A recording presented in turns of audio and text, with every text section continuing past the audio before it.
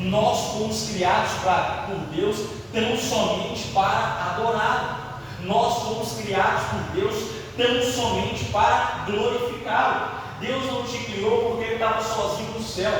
Deus não te criou porque faltava louvor do céu, não. Ele te criou para a glória dele.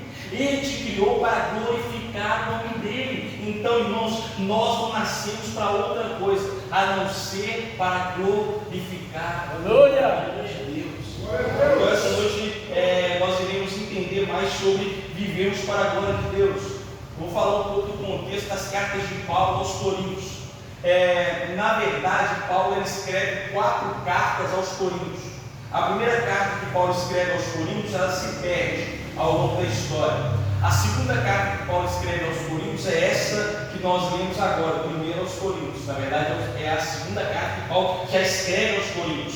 Paulo escreve uma terceira carta aos Coríntios que também se perde, mas tudo indica que foi uma carta duríssima, mas que surtiu um grande efeito. Então Paulo vai e escreve uma 4ª carta aos Coríntios, que é conhecida por nós como 2 aos Coríntios. Então, na verdade, o que nós temos aqui é a segunda carta aos Coríntios e a 4ª carta aos Coríntios. A primeira e a terceira se perdem ao longo da história. Deus, na sua soberania, Ele traz para nós essa segunda e essa 4ª carta para nos edificar. Mas por que a primeira e a terceira não está? Não sei, é porque nós não precisamos dela. Aquelas cartas que precisávamos, como inspiradas por Deus, aqueles livros que nós precisamos, inspirados por Deus, estão aqui no cano das Escrituras, na régua das Escrituras, inspirados por Deus. E o livro que nós estamos meditando agora é o livro de primeiro, é a carta,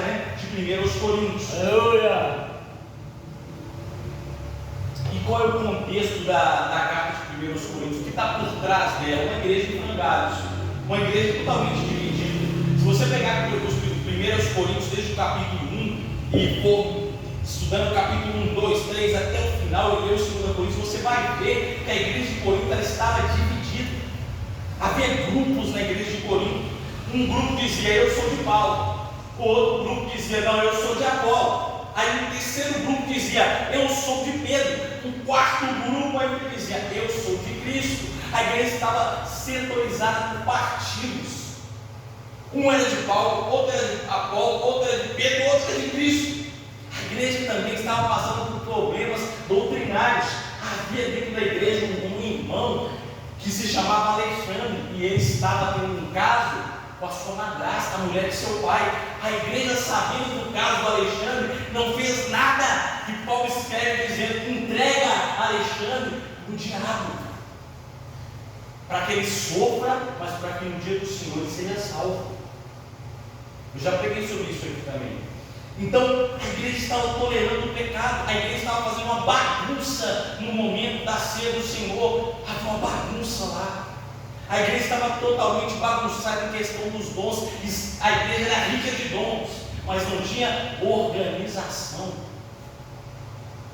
Paulo diz, olha, se alguém fala em línguas, que fale um de cada vez, no máximo 3, e haja quem interprete. Paulo começa a colocar as coisas no devido lugar. Havia irmãos dentro da igreja de Corinto que estavam levando outros irmãos na justiça, irmãos da própria comunidade. Eu congrego aqui com o líder e ele resolve levar o líder na justiça. Paulo está dizendo, não faça isso. Essas questões têm que ser levadas diante da liderança de vocês, um irmão, para decidir. Não leve seus irmãos na justiça. Havia uma série de problemas lá. E havia 2 grupos que Paulo denomina como irmãos fortes e o outro grupo que Paulo denomina como irmãos fracos. Quem eram os irmãos fortes? Os irmãos fortes eram aqueles que diziam poder fazer tudo, que não tinha limites para eles, podem fazer tudo é para a glória de Deus, tudo me é lícito.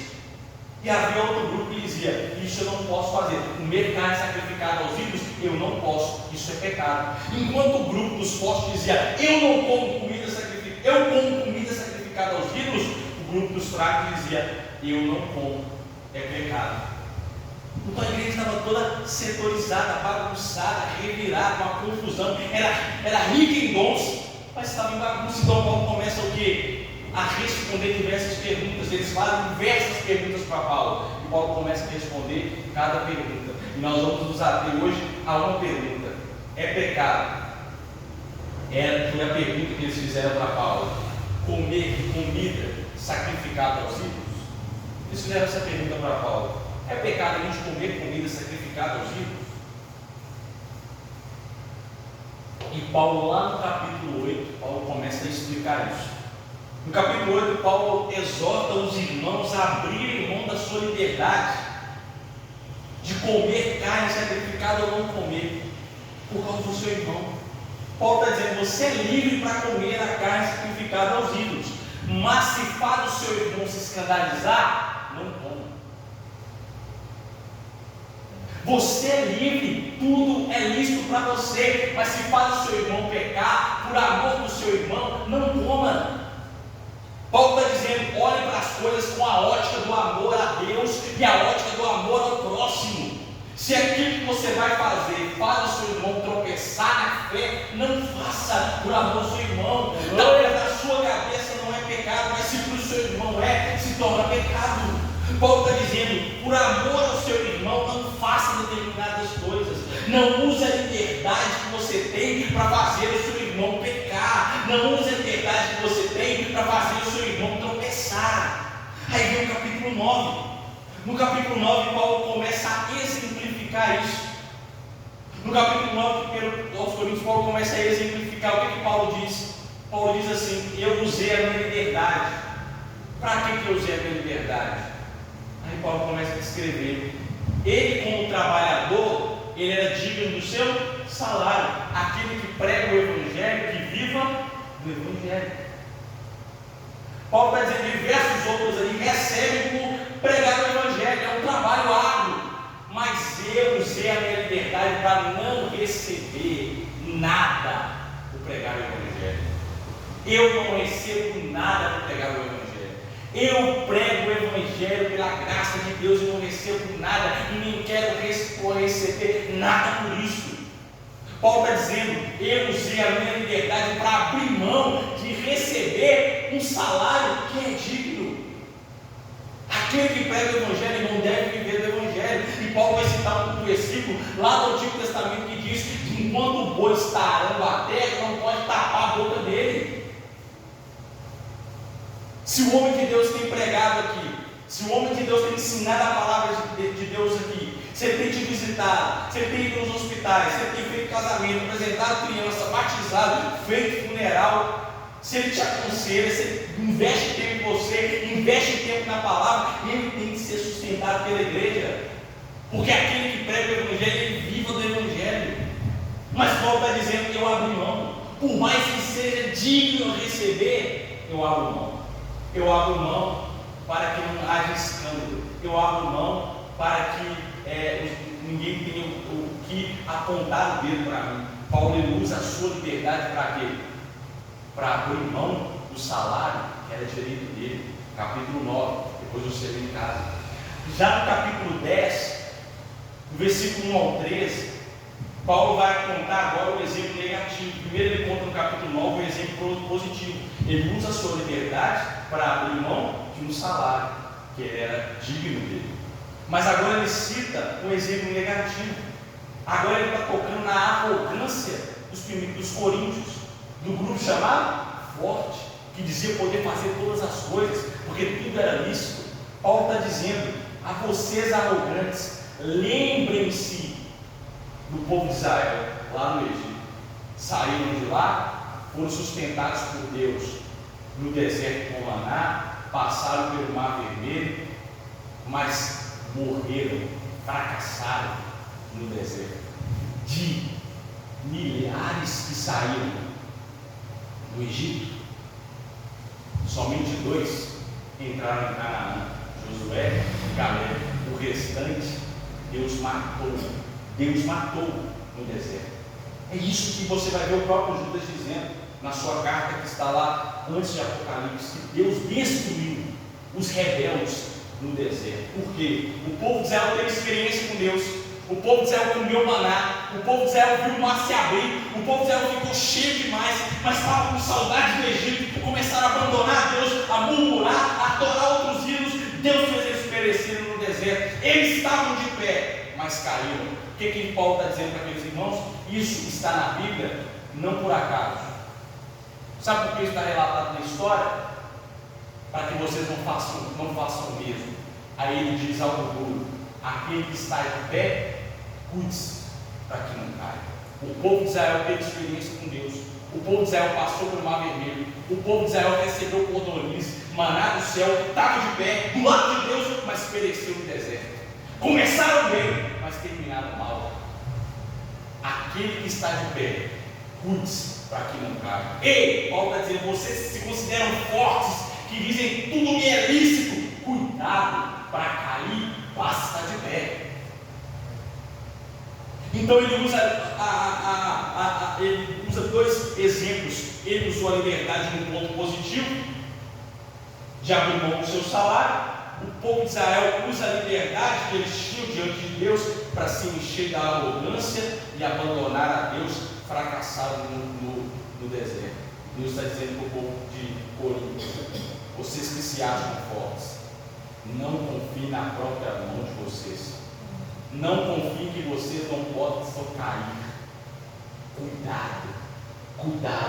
E é interessante que no versículo de número 13, Paulo vai, no versículo 12 e 13 do capítulo 10, Paulo diz assim: aquele pois que pensa estar de pé, veja que não caia, não vos sobreveio a tentação que não fosse humana, mas Deus é fiel e não permitirá que sejais tentados além das vossas forças. Pelo contrário, juntamente com a tentação, vos proverá livramento, de sorte que a possais suportar. Irmãos, Deus nos ajuda a suportar as tentações. Glória a Deus. Os fortes estavam sendo tentados a se encher de orgulho e dizer: tudo eu posso fazer, tudo me é lícito. Mas Paulo está dizendo: cuidado. Aí agora nós entramos no texto do qual nós lemos. Eu gostaria que você deixasse sua Bíblia aberta para a gente caminhar.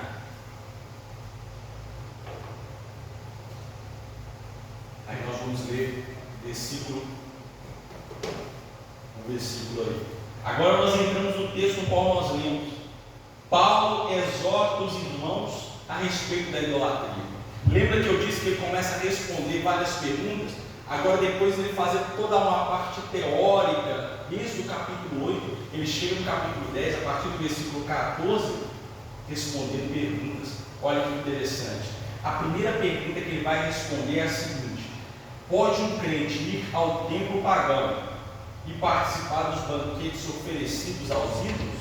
Por que eles fazem essas perguntas para ele? Porque lá em Corinto havia um templo pagão destinado a uma deusa chamada Afrodite. Esse templo ficava na parte mais alta da cidade de Corinto.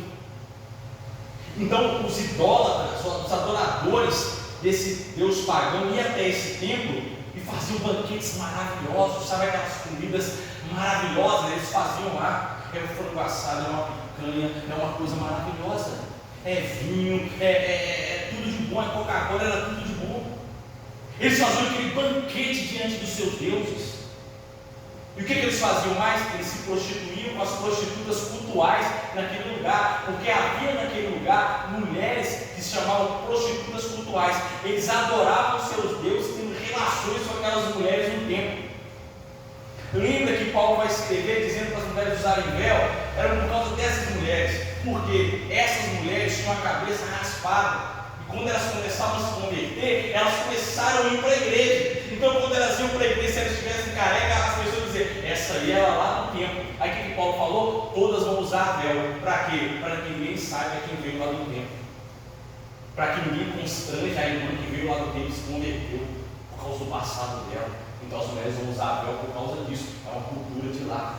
Então, esses adoradores banqueteavam lá no templo, comiam lá no templo, se prostituíam lá no templo. E essas pessoas começaram o quê? A se converter, William. Eles começaram a se converter, a ouvir o Evangelho e ir para a igreja. Então, quando eles estavam na igreja, eles fazem uma pergunta para Paulo: Paulo, é pecado? O crente pode ir no templo, banquetear, comer lá no templo com seus amigos? Será que é pecado? Olha o que Paulo vai dizer, versículo 14, versículo 15. Portanto, meus amados, fugi da idolatria. Fala como a criteriosos, julgai vós mesmos o que digo. Paulo vai dizer para eles: fujam da idolatria. A resposta de Paulo para eles é clara: não vá ao templo banquetear com aqueles homens idólatras. Fuja da idolatria. Eles vieram de lá. Há pouco tempo eles estavam lá no templo adorando aqueles deuses pagãos. Agora eles querem ir lá comer com aqueles homens, pensando que não vão se contaminar. Negativo. Fujam da idolatria. Fujam daquilo que se parece com idolatria. Irmãos, Calvino, que é um teólogo do século, se eu não me engano, retrasado, ele vai dizer algo maravilhoso. Ele diz que o nosso coração é uma fábrica de ídolos. Hoje as pessoas, não só hoje, em toda a história da humanidade, tudo as pessoas transformam em ídolos. Tudo. As pessoas hoje, elas não adoram simplesmente um objeto de madeira, de pau, de bronze, não. Hoje as pessoas adoram o seu físico. Quando elas vão para a academia, começam a se idolatrar, a querer ficar daquele jeito monstruoso, e agora tudo é academia, tudo é aquilo, o corpo, tudo é o físico, alimentam o físico, mas esqueceram do espiritual há muito tempo. E Paulo vai alertar isso lá no tempo passado, que aqueles que correm como atletas, eles correm por uma coroa corruptível. Nós corremos por uma coroa incorruptível. Se a pessoa hoje tiver um corpo, eu acho que parou aqui. Se a pessoa tiver um corpo maravilhoso hoje, imagina eu bombado, forte, lindo, um tríceps grande, com as pernas maravilhosas, de que me adianta? É bom para a minha estética, mas para o meu espiritual, de nada adianta. Hoje as pessoas idolatram o corpo, está vendo como é fácil? Idolatram clubes de futebol. Teve uma época na minha vida, quando eu era adolescente, irmãos, penso em alguém que só falava de time. Até que meu pastor, na época, disse para uma coisa: você fala só do Galo. Ainda bem que era do Galo, né? Se fosse do Cruzeiro, eu acho que o pecado era maior. Só falava do Galo. Fez o time o quê? Objeto da sua adoração. Tem pessoas que adoram o carro, tem pessoas que adoram o dinheiro, tem pessoas que adoram o trabalho. Trabalho, a vida é só trabalhar, não esquece o trabalho, vai para casa, trabalho, fica em casa, trabalho, vai para a igreja pensando no trabalho, sai da igreja pensando no trabalho, estão pensando. Não, calma. Está vendo que hoje tudo nós temos capacidade de tornar um ídolo no nosso coração, que a gente tem que tomar cuidado? Tem muitas pessoas que vão na igreja e fazem da igreja uma sinagoga de Satanás. É o que nós vemos lá, escrito por João em Apocalipse. Tem pessoas que pensam que estão indo nas igrejas adorar a Deus, quando na verdade aquela igreja virou uma sinagoga de Satanás há muito tempo, porque só falam coisas destinadas ao homem. Não é cristocêntrica mais, mas é uma igreja egocêntrica, que adora o centro do coração do homem, que adora a si próprios. Igrejas que só falam sobre o homem, igrejas que só pregam sobre o homem, igrejas que só falam que Deus vai fazer isso com o homem, é isso o homem no centro, é tudo isso. Não, irmãos, isso é sinagoga de Satanás. Está vendo que tudo nós podemos transformar em idolatria? O que Paulo vai dizer? Fuja da idolatria. Ele fala para aqueles homens: não vá no banquete, fuja da idolatria. E olha que interessante, versículo 16 ao versículo 18. Porventura o cálice da bênção que abençoamos não é a comunhão do sangue de Cristo? O pão que partimos não é a comunhão do corpo de Cristo? Porque nós, embora muitos, somos unicamente um pão, um só corpo, porque todos participamos de um único pão. Considerai o Israel segundo a carne. Não é certo que aqueles que se alimentam do sacrifício são participantes do altar? Parece um pouco confuso, mas eu vou explicar. A ceia do Senhor, ela nos leva à comunhão. O que Paulo está dizendo? Que quando nós comemos do pão e bebemos do cálice, nós estamos externando para o mundo que nós temos comunhão com Cristo e com a sua igreja. E nós somos um com Cristo e um com os irmãos. A ceia do Senhor quer dizer isso. Quando eu como do pão e bebo do cálice, eu estou externando, eu estou gritando para o mundo: eu sou um com Cristo. Eu sou um com a igreja de Cristo. Eu tenho comunhão com esse povo aqui. Eu tenho comunhão com o Senhor. Eu me lembro do sacrifício de Cristo, da sua ressurreição. Eu tenho comunhão com Cristo. Eu tenho comunhão com a igreja de Cristo. E o que Paulo vai dizer? Da mesma forma, quando um homem senta-se num banquete a um ídolo, ele está dizendo: eu sou um com esses ídolos. Eu sou um com esses idólatras. Eu tenho esse ídolo como um Deus. Então eu tenho comunhão com o ídolo e tenho comunhão com esse povo que é idólatra.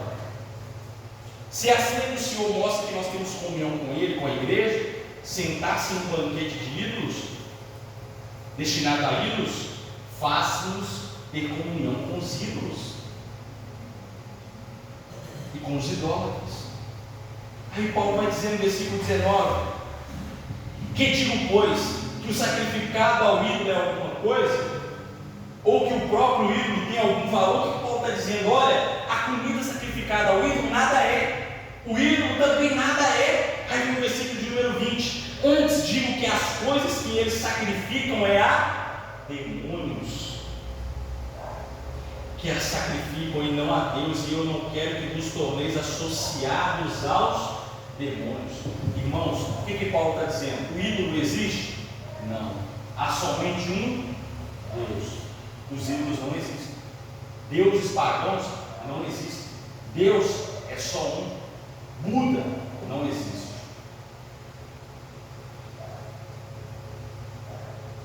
Buda não existe. Aparecida da Igreja Católica não existe.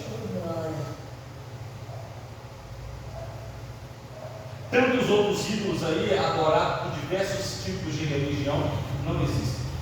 Deus, somente um. Então, quem está por trás desses ídolos? Os demônios. Então, quando uma pessoa adora uma imagem, ela adora aquele ídolo ou adora o demônio? Ela adora os demônios. Quando ela faz um banquete àquele ídolo, ela está fazendo um banquete para quem? Aos demônios. Porque aquele ídolo não existe. Então, o que Paulo está dizendo? Que quando uma pessoa senta numa roda destinada ao ídolo, ela está adorando a demônios. Porque os ídolos não existem.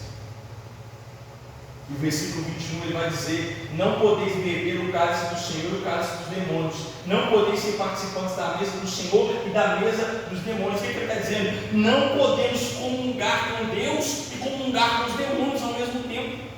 Aí os crentes hoje querem celebrar nas suas igrejas a festa joanina, vamos dizer joanina, porque de junho não é destinada a João. Festa de São João. Celebram São João.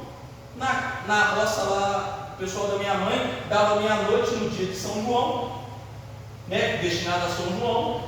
Meu avô, meia-noite, pisava na brasa quente e não queimava o pé. Eles vão dizer o quê?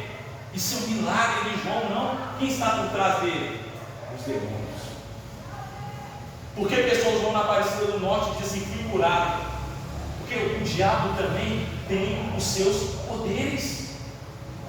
Porque às vezes tem uns milagres aí de uma imagem chorando. Há muito tempo atrás tinha isso, quem já viu? Na televisão, que era a imagem que não parava de sair água dos olhos, que a imagem estava. O demônio tem também os seus poderes. Não é aquela imagem que fez o milagre, não é João que fez o meu avô pisar lá naquela praça e não queimar o pé. São os demônios. Então, quando as pessoas se juntam nessas festas, elas estão o quê? Adorando aos demônios. Quando eu era pequeno, meus pais ainda, na verdade eu costumo dizer que eles são crentes, mas eles não sabem ainda, estou comunicando aos poucos. E a gente ia no congado. Quando eu era pequeno, eu amava ir no congado. Coisa que eu ficava doido para chegar, acho que é outubro, logo para ir no congado, para ver aquele boi, para ver aquela festa, para ver aquela irmãos. Mas aquilo ali é destinado a deuses pagãos. Não dá para nós. Não dá. Eu posso sair daqui e vou para uma festa na igreja de fulano, é uma igreja católica, e vai ter uma comilança lá. Não pode. Porque é um banquete destinado a ídolos, que na verdade não existem, mas quem existe é o diabo por trás daquilo. Eu consegui colocar na mente do meu pai: a Aparecida não está na Bíblia. Ela foi encontrada, por isso é Aparecida, e contei a história dela. Ele entendeu que ela não está na Bíblia, que ela não deve ser adorada. Ele entendeu que os santos da Igreja Católica não devem ser adorados. Muitos daqueles homens foram grandes homens e mulheres de Deus, como Maria, como Paulo, como José, mas não são dignos de adoração, mas são exemplo para nós. Devem ser respeitados, mas não adorados. Então, quando fazem festa a esses santos, estão adorando quem? Aos demônios. Na minha rua também tinha quem fazia festa a São Cosme e Damião. A criançada ia lá toda, até os crentes enviavam os meninos também pegar um pouquinho de barro. Não pode, porque é destinado a Deus pagãos. Fugir, pois, da idolatria. Não tem como eu estar associado, tendo comunhão com Deus e ao mesmo tempo tendo comunhão com os demônios. Não tem como eu estar aqui na igreja tomando santa ceia, comungando do pão, bebendo do cálice e depois eu ir dançar quadrilha lá na escola do meu filho, ou trazer a quadrilha para dentro da igreja. Aí não é quentão não, aí tem um crentão, né? O crente é o crentão. Não tem jeito. Fugir, pois, da idolatria. É isso que Paulo está dizendo. Versículo 22. Ou provocaremos zelos do Senhor? Somos acaso mais fortes do que ele? Irmãos, quando um crente participa de uma comunhão com Deus e ao mesmo tempo com a comunhão com os demônios, ele provoca a ira de Deus. Paulo está dizendo para aqueles irmãos: não participem do templo da Afrodite, não adorem aqueles deuses lá, porque se vocês comerem do pão aqui, beberem do cálice aqui e depois comerem do banquete dos demônios, Deus ficará irado com vocês. E aí é aquele que cai nas mãos do Senhor. E qual que é a segunda pergunta, versículo 23 e versículo 24? Qual que é os limites da liberdade? Paulo vai dizer: todas as coisas são lícitas, mas nem todas convêm. Todas são lícitas, mas nem todas edificam. Versículo 24: ninguém busca o seu próprio interesse, e sim o de outra. Os irmãos chamados por Paulo de fortes, eles diziam: tudo e é isso, todas as coisas são lícitas, eu posso fazer tudo, eu sou livre em Jesus. Irmãos, parecem até muitos crentes hoje. Eles dizem: eu posso beber porque eu sou livre em Cristo, eu posso fumar porque eu sou livre em Cristo, eu posso ir para determinadas festas porque eu sou livre em Cristo, eu posso ir para o carnaval porque eu sou livre, não tem problema, tudo me é lícito. É isso que esses homens diziam, e tem muitos hoje dizendo assim: eu posso viver do jeito que eu quiser porque eu sou livre em Jesus. Querem justificar com isso, mas Paulo está dizendo: se a nossa liberdade causa escândalo no irmão, é pecado. Segunda-feira eu estava conversando com o pastor numa aula que a gente estava tendo, e a gente falava sobre bebida. A Bíblia não vai condenar o beber, a Bíblia vai condenar o embriagar-se. Mas no nosso Brasil, na nossa cultura, o beber se tornou o quê? Pecado. Então é um pecado cultural. Se os irmãos me verem tomando uma taça de vinho, vão se escandalizar. Então, por causa do meu irmão, eu não bebo. Por causa do meu irmão, eu não faço determinadas coisas. É como Paulo disse, versículo 24: ninguém busca o seu próprio interesse, e sim o do outro. A nossa liberdade não pode ser um escândalo do nosso irmão. Se você fazer determinada coisa, vai fazer o seu irmão pecar, não faça. Uma vez, há muitos anos atrás, acho que mais de 6 anos atrás, eu decidi fazer umas luzes no meu cabelo. Final do ano, eu falei: não vou pregar agora, final do ano, eu vou fazer umas luzes aqui para passar a virada do ano. Meu amigo fez as luzes no cabelo. Quando eu cheguei no serviço, o pessoal já começou a compartilhar: uai, Mateus, você não é crente, você não é pastor, você fez... Irmão, não tem problema fazer luz no cabelo, não tem, mas aquilo gerou escândalo para eles na época. O que eu fiz? Pintei de preto, para que eu não fosse pedra de tropeço com os irmãos. Meu cabelo estava quase todo amarelo. É pecado? Não, mas estava fazendo o meu irmão se escandalizar. Então, por amor ao meu irmão, pintei de preto. Entende? Os jovens querem se tatuar, tatuagem não é pecado e etc. Mas tudo bem, se eu fizer uma tatuagem que pode levar meu irmão a se escandalizar, então por causa do meu irmão se torna pecado, então eu não faço. se nós decidimos usar a nossa liberdade, esquecendo do outro, se torna pecado. Isso que Paulo está dizendo. Olha que interessante, versículo 25, versículo 26. A terceira pergunta: posso comprar carne no açougue? Eu vou entender a respeito disso, ou no mercado, em algumas traduções. Comer de tudo, versículo 25, comer de tudo que se vende no mercado ou no açougue, sem nada perguntar, com motivo de consciência, porque do Senhor é a terra e a sua plenitude. Por que eles fazem essa pergunta? Eu posso comprar carne lá no açougue? Eu posso ir lá no frigorífico lá do irmão William comprar carne? Por que eles fazem essa pergunta na época? Porque as carnes que vendiam lá em Corinto, a maioria delas vinham do templo, restos dos sacrifícios no templo. Matavam um boi lá no templo, sobrava carne e vendiam para onde? Para o açougue o quê? Ele vendia para o povo. Então essas carnes que passavam no açougue, lá no mercado, vinham do templo. E os irmãos começaram a ficar preocupados: pode a gente comer carne que veio lá do templo? Será que é pecado? Será que não é? A resposta de Paulo é clara: comer de tudo que se vende no mercado, sem nada perguntar com motivo de consciência, porque do Senhor é a terra, a sua plenitude. Paulo só pode ir lá no mercado comprar carne tranquilamente, pode ir lá no frigorífico comprar carne tranquilamente, só que pergunta de onde é. Não chega lá no frigorífico do irmão William e fala: ô irmão William, esse boi aí veio de onde? Aí vai fuçar lá, procurar, quer dizer que aquele boi ele veio lá de um irmão, do cara que é de um circo de macumba, sei lá. Meu irmão, procura, como diz minha mãe, confusão não, compra e come, acabou. Não queira saber de onde veio. É isso que Paulo vai dizer: comer de tudo, porque tudo é do Senhor. Só não pergunta de onde veio por motivo de consciência. Tem irmãos que antigamente o cabrão não pode beber Coca-Cola, porque a Coca-Cola de trás para frente é a lua de água. Ô irmão, eu não quero saber o que tem de trás para frente, eu quero tomar ele, irmão. Maionese e Helmas, é homem do inferno, não pode ser homem do inferno, pode ser homem do céu, pode ser o que for. Comprei, agora é minha. Então não pergunte de onde vem, não fique querendo saber de onde vem. Será que o dono de tal empresa é macumbeiro? Se é não sei o que, irmão, o problema é dele lá, eu vou comprar, se aquilo for bom, eu vou comer. Não importa se aquele lá pede o Exu Caveiro para abençoar o estabelecimento dele, isso é com ele. Tudo pertence ao Senhor, eu vou comprar, usufruir e segue vida. Paulo está dizendo: não pergunta nada por causa da consciência, só cumpre e coma. E qual que é a outra pergunta? É a penúltima, na verdade a última pergunta, versículo 27 ao versículo 30.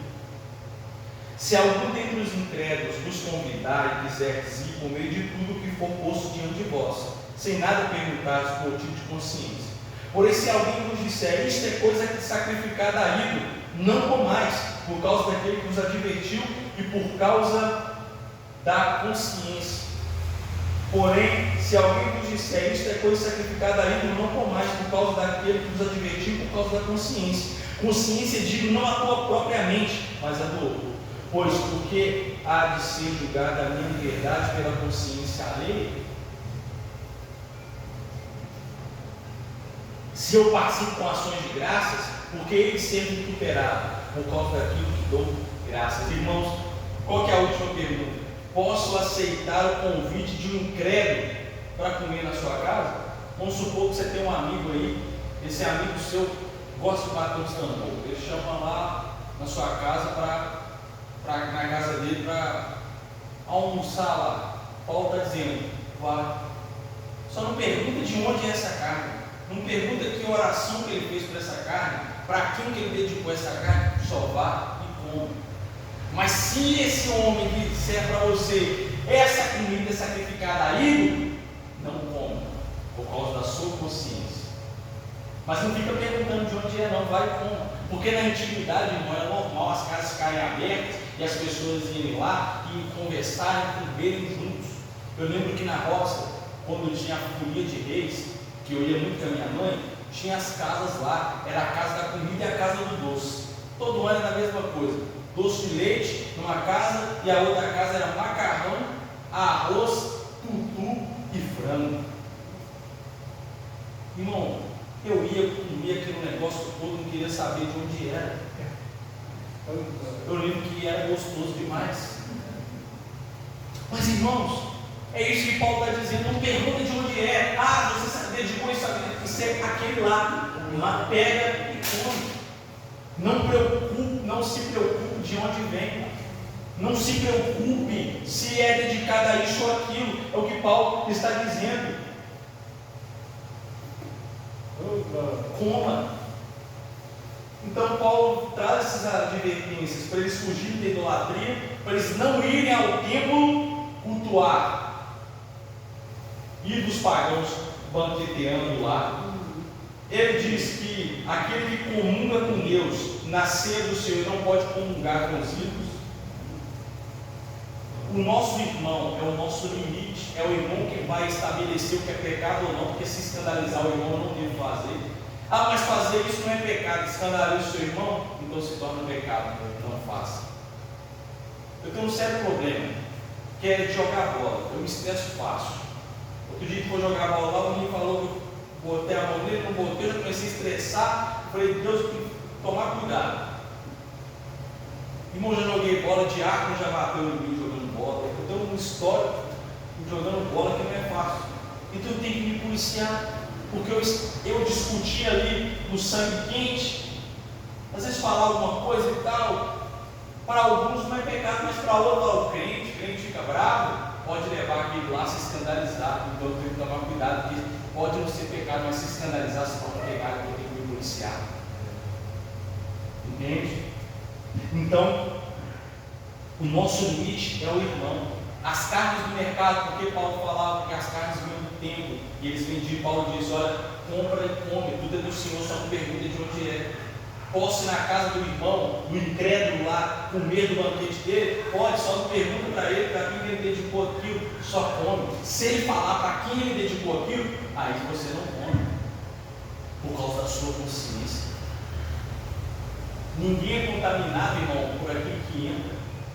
Porque aquilo que entra, Jesus disse que o quê? Sai. Mas nós somos contaminados por aquilo que está dentro do nosso coração. E por fim, versículo 31 ao 33. Portanto, quer comais, quer bebais, ou façais outra coisa qualquer, fazer tudo para a glória de Deus. Não vos torneis causa de tropeço nem para os judeus, nem para os gentios, nem tampouco para a igreja de Deus. Assim como também eu procuro em tudo ser agradável a todos, não buscando meu próprio interesse, mas o de muitos para que sejam salvos, sejam meus imitadores, como também eu sou de Cristo. A nossa liberdade deve glorificar a Deus. Quer comais, quer bebais, façais tudo para a glória de Deus. Tudo tem que ser para a glória de Deus. Se faz o seu irmão pecar, já não é para a glória de Deus, já é pecado. Então se preocupe com a consciência do seu irmão. Se preocupe se não está fazendo o seu irmão tropeçar. Porque tudo é para a glória de Deus. Não podemos glorificar a Deus sendo pedras de tropeço para os nossos irmãos. Se faz o irmão pecar, é pecado. Pode não ser pecado, mas se fez o irmão se escandalizar, se tornou pecado. Então o nosso limite é o nosso irmão. E o que Paulo vai dizer aqui no final, assim como também eu procuro em tudo ser agradável a todos, não buscando o meu próprio interesse. Não busque o seu próprio interesse. Que eu não busque o meu próprio interesse, mas o interesse do outro. É como Paulo também vai dizer, se eu não me engano, aos Colossenses: considerai o outro superior a você mesmo. Busque o interesse do seu irmão, busque o interesse da sua irmã, edifique o seu irmão, tenha ele como limite. Se escandaliza, não faça, por amor ao seu irmão. Que nós andemos na linha para glorificarmos a Deus todos os dias. Que nada faça a gente ser pedra de tropeço do nosso irmão. Jesus vai dizer que aquele que provocar escândalo ali, a raiz da palavra no grego é tropeçar. Aquele que fizer o irmão tropeçar, cair na fé, abandonar a fé, ai dele, melhor que ele teria sido jogado lá em um rio, com um peso no pescoço, do que fazer um pequenino na fé tropeçar. Então se preocupe com o seu irmão, se preocupe com a sua irmã, Pense nas coisas que você faz. Pense nas coisas que você fala. Pense nas coisas que você tem feito. Porque o seu irmão pode se escandalizar e isso ser um pecado. Eu conheço várias pessoas que hoje em dia querem viver com simplesmente no seu bel prazer. Ai desses, porque eles podem ser pedra de tropeço. E eles se verão com Deus. Se verão com Deus. Então, irmãos, nós nascemos e vivemos para a glória de Deus. É como eu comecei. O fim do homem é glorificar a Deus e alegrar-se nele para sempre.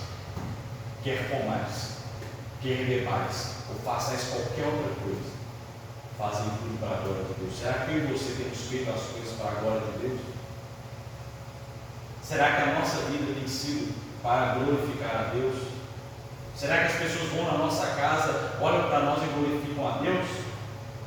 Será que no nosso trabalho as pessoas olham para nós e glorificam a Deus? Será que no supermercado, no ônibus, no metrô, na rua, as pessoas que convivem com a gente glorificam a Deus? Ou dizem que não querem ser queridos como nós? Como tem sido a minha vida e a sua? Nós temos que viver para a glória de Deus. Viver para a glória de Deus. Amém? Deixa eu orar para você. Feche seus olhos. Senhor, obrigado, Pai, por essa noite, por esses irmãos que aqui vieram, Pai, ouvir a Tua palavra, comer esse banquete espiritual. Que nós vivamos para a Tua glória. Que nós não nos desviemos nem para a direita nem para a esquerda, mas que nós vivamos para exaltar e glorificar o Teu nome. Que essa palavra encontre lugar nos nossos corações.